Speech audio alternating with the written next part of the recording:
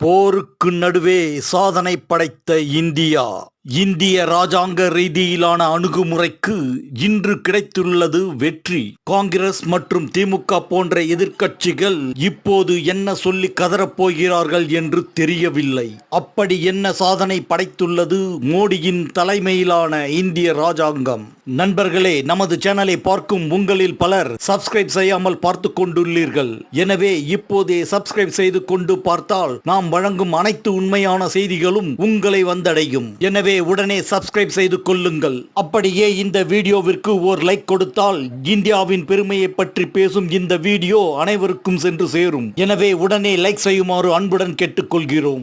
இப்போது செய்தியை பார்ப்போம். அமெரிக்கா மற்றும் இஸ்ரேலின் ஈரான் மீது தாக்குதலின் காரணமாக மத்திய கிழக்கு நாடுகளில் நடக்கும் போர் பதற்றம் உலக நாடுகளில் பல நாடுகளுக்கு இப்போது எரிபொருள் தட்டுப்பாடு நிலவுவது என்னவோ உண்மைதான். இந்த தட்டுப்பாடு இந்தியாவிலும் எதிரொலிக்கும் நிலை தற்போது நிலவுகிறது. நமது தமிழகத்திலும் பல இடங்களில் பெட்ரோல் மற்றும் சமையல் எரிவாயு கிடைப்பதில் சிக்கல் எனும் நிலை வரத் தொடங்கியுள்ளது. இதை குறித்து அண்ணாமலை அவர்கள் 2 தினங்களுக்கு முன் தெரிவித்திருந்தார். அதாவது எரிபொருள் தட்டுப்பாடு என்று யாரும் கவலைப்பட வேண்டாம், அடுத்த 1 மாதத்திற்கான எரிபொருள் இந்தியாவிடம் உள்ளது என்பதை மிகவும் தெளிவாக கூறியிருந்தார். ஆனால் தற்போது உள்ள இந்த சூழ்நிலையை பயன்படுத்தி கொண்டு இந்திய அரசுக்கு எதிராக செய்திகளை வதந்திகளாக பரப்பி வருகின்றன எதிர்க்கட்சிகள். மேலும் பரபரப்பை உருவாக்க வேண்டும் என்ற குறிக்கோளுடன் பல செய்தி ஊடகங்கள் பெட்ரோல் தட்டுப்பாடு, எரிபொருள் தட்டுப்பாடு என்று செய்திகளை பரப்பி வருகின்றன. இது நம் இந்திய அரசுக்கு நெருக்கடி கொடுக்கும் வகையில் அமைந்து வருகிறது. இந்த நிலையில் நம் நாட்டு மக்களின் நிம்மதியையே ஒரே குறிக்கோளாக கொண்டுள்ள மோடியின் தலைமையிலான மத்திய அரசு தன் ராஜாங்க ரீதியிலான அணுகுமுறையின் மூலம் இன்று மக்களுக்கு நன்மையை படைத்துள்ளது. ஆம், பல நாடுகளுக்கு தேவையான சமையல் எரிவாயு மற்றும் வாகனங்களுக்கு தேவையான எரிபொருள் போன்றவைகள் அரபு நாடுகளின் மூலமே கொண்டு வரப்படுகிறது. அப்படி இந்த எரிபொருட்கள் அனைத்தையும் கப்பல்கள் மூலம் கொண்டு வரும் வழியானது ஈரான் நாட்டின் ஒரு பகுதியை கடந்துதான் கொண்டு வரப்பட வேண்டியுள்ளது. அதாவது ஹார்மூஸ் ஜலசந்தி எனப்படும் ஒரு வளைவை கடந்துதான் அனைத்து கப்பல்களும் எரிபொருள்களை கொண்டு வர வேண்டியுள்ளது. ஏற்கனவே போரில் ஈடுபட்டிருக்கும் ஈரான் இந்த பகுதியை தடை செய்துள்ளது. இந்த பகுதியை கடந்து யாராவது எரிபொருட்களை கப்பல்கள் மூலம் எடுத்துச் சென்றால் சுட்டு வீழ்த்துவோம் என்று கூறியுள்ளதும் இல்லாமல் அப்படி நடத்தவும் செய்கிறார்கள். நேற்று கூட அவ்வழியாக எரிபொருள்களை ஏற்றிச் சென்று கொண்டிருந்த தாய்லாந்தை சார்ந்த கப்பலை தகர்த்தனர்.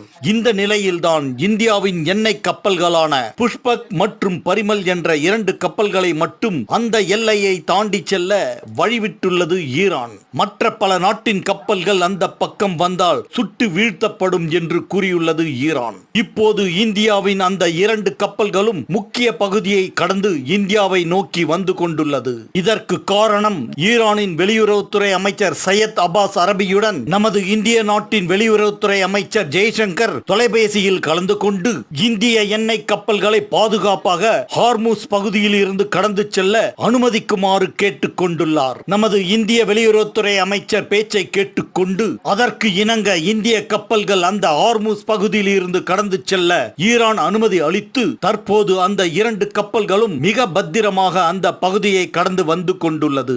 இந்தியாவின் மீது ஈரான் வைத்துள்ள நம்பிக்கையை இந்த நிகழ்வு காட்டுகிறது. மேலும் இந்திய வெளியுறவுத்துறை அமைச்சர் ஜெய்சங்கர் அவர்கள் ரஷ்யா மற்றும் பாரிஸ் நாட்டின் வெளியுறவுத்துறை அமைச்சர்களிடமும் நிலவி வரும் சூழல்களை பற்றி பேசியுள்ளதாக தெரிகிறது. இந்தியா எப்போதும் அனைத்து நாடுகளுக்கும் முன்னோடி. அதை இப்போது நமது பிரதமர் ஆட்சி மூலம் பல நிகழ்வுகளில் பார்த்து கொண்டு வருகிறோம். கண்ணை இமை காப்பது போல நம் பிரதமர் நம் நாட்டு மக்களை பார்க்கிறார். இந்த செய்திகளை எல்லாம் ஊடகங்கள் பெரிதாக ஒளிபரப்புவது கிடையாது. ஏதோ ஓர் பெயருக்காக சிறிது நேரம் துண்டு செய்திகளாகத்தான் மக்களுக்கு தருகிறார்கள். அதே நேரத்தில் மக்களை கலங்கடிக்கப்படும் செய்தி என்றால் ஒரு நாள் முழுவதும் ஒளிபரப்புவார்கள்.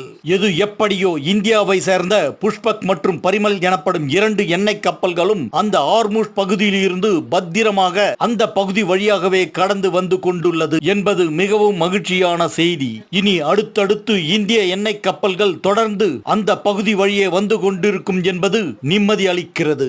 எப்படியோ நமக்கு பெட்ரோல் மற்றும் சமையல் கேஸ் தட்டுப்பாடு இல்லாமல் இருந்தால் போதும். இது எல்லாம் உலக நாயகன் மோடி செய்யும் ராஜாங்க ரீதியிலான அணுகுமுறைதான் காரணம்.